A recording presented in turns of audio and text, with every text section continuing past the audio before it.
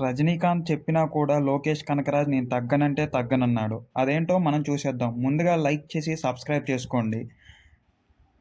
Board వాళ్ళైతే 'కూలీ' మూవీకి ఏ సర్టిఫికేట్ అయితే ఇచ్చారు. ఏ సర్టిఫికేట్ రావటం వల్ల అందరూ అడల్టే చూడాలి. బట్ ఫ్యామిలీ ఆడియన్స్ పిల్లలు మాత్రం చూడటానికి కొంచెం సందేహించాల్సిందే.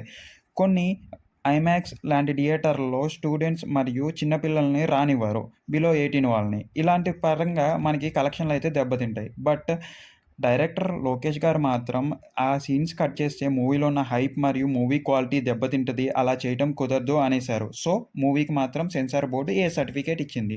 దీంతో అందరూ సరిపెట్టుకోవాల్సిందే. బట్ ట్రిమ్ చేస్తే కూడా యూఏ సర్టిఫికేట్‌కి అవకాశం ఉంది. బట్ లోకేష్ గారు కుదరదంటున్నారు. దీనికి ఎగ్జాంపుల్‌గా 'యానిమల్' మూవీ చూపిస్తున్నారు. 'యానిమల్' మూవీ ఓల్డ్ కలెక్షన్ మొత్తం 960,00,00,000 ఉంది. అది ఏ సర్టిఫికేట్‌తో.